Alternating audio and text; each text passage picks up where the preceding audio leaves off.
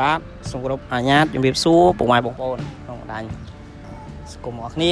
ហើយនេះមានកិត្តិយសមកហាញរថយន្តនៅក្នុងស្តុកថ្មីរបស់ការ៉ាស់ VS 168 អូតូខាបងប្អូនបាទអញ្ចឹងរថយន្តនេះគឺខ្ញុំបានរៀបចំរួចជាស្រេចហើយដាក់ចូលក្នុងការ៉ាស់ហ្នឹងហើយ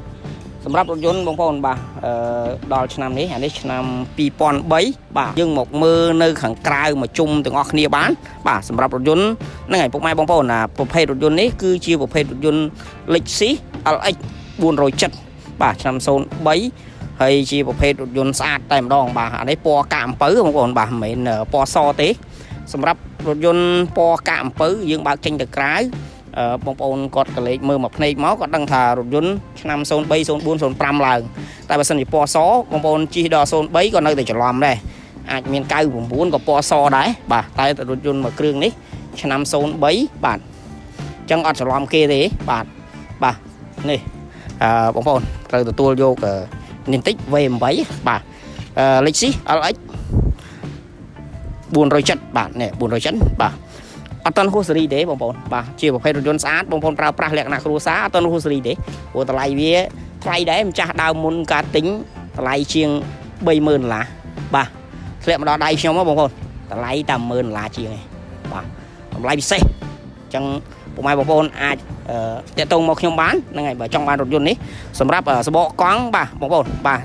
គឺខ្ញុំរៀបចំរួចហើយថ្មីទាំង5គ្រាប់ទាំងកង់ស្គួរទាំងម្ដងដោយសារតែរថយន្តនេះខ្ញុំ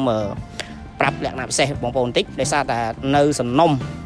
សាំងស៊ីនអត់ដែលធ្លាប់មានប្រវត្តិដាក់ហ្គាសទេបាទអញ្ចឹងសម្រាប់នៅខាងមុខរថយន្តអីខ្ញុំបានផ្លាស់ប្ដូរសបកចង្គៀង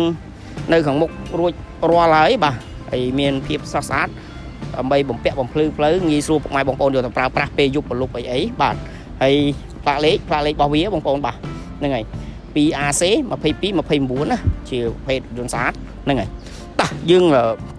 មកមើលនៅខាងក្នុងសម្រាប់នៅខាងក្នុងបងប្អូនបាទតាមធម្មតាណារថយន្តប្រភេទ470គឺក្នុងលឿងក្នុងប្រភេទមានមួយ100គ្រឿងមានមួយតែរថយន្តប្រភេទនេះគឺសំណុំរបស់វា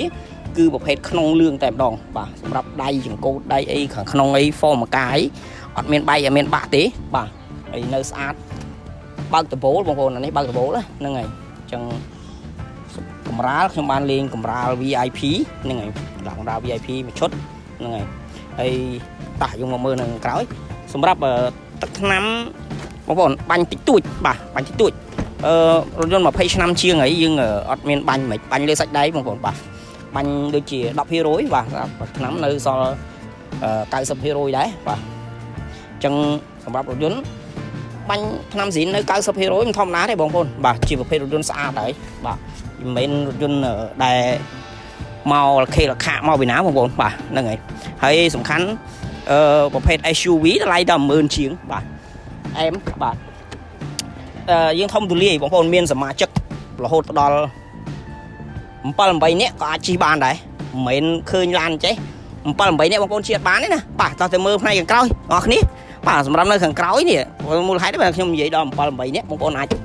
ជិះបានដោយសារតែយើងមានកៅអីក្រោយបងប្អូនបាទជាប្រភេទរថយន្តដែលយើងមានកៅអីក្រោយយើងអាចទម្លាក់កៅអីមកបាទ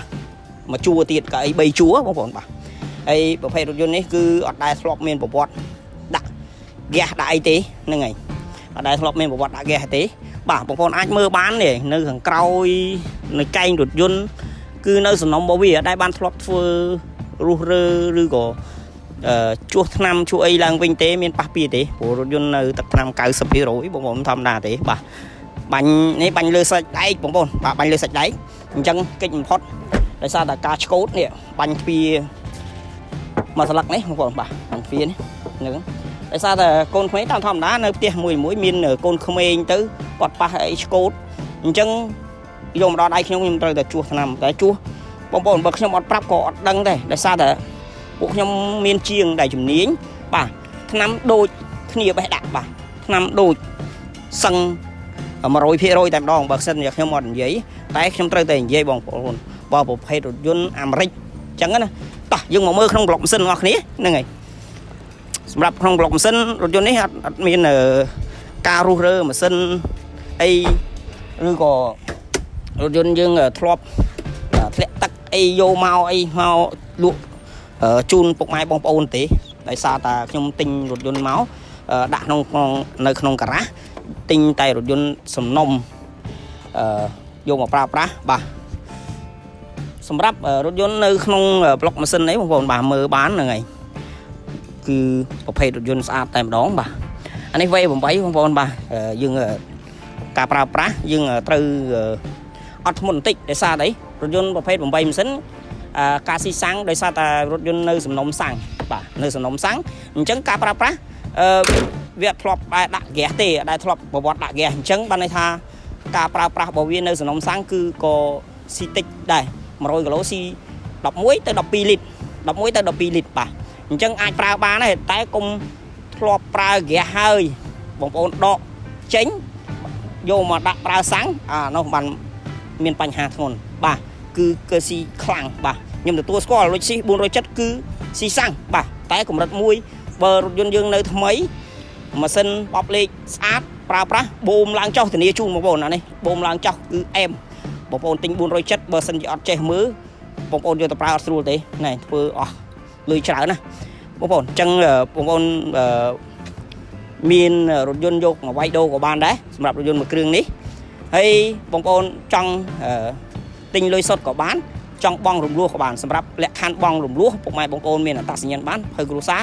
លេខទូរស័ព្ទ2ខ្សែប្រាក់ដាក់សំណើបន្តិចបន្តួចរយៈពេល2-3ថ្ងៃក្រោយអាចដករថយន្តយកទៅប្រើប្រាស់បានហើយបាទអញ្ចឹងបងប្អូនបានទស្សនាវីដេអូរបស់ខ្ញុំហើយកុំភ្លេចជួយ follow page ឲ្យខ្ញុំមួយផងដើម្បីទទួលបានវីដេអូថ្មីៗបាទសូមអរគុណជំរាបលាបាយបាយ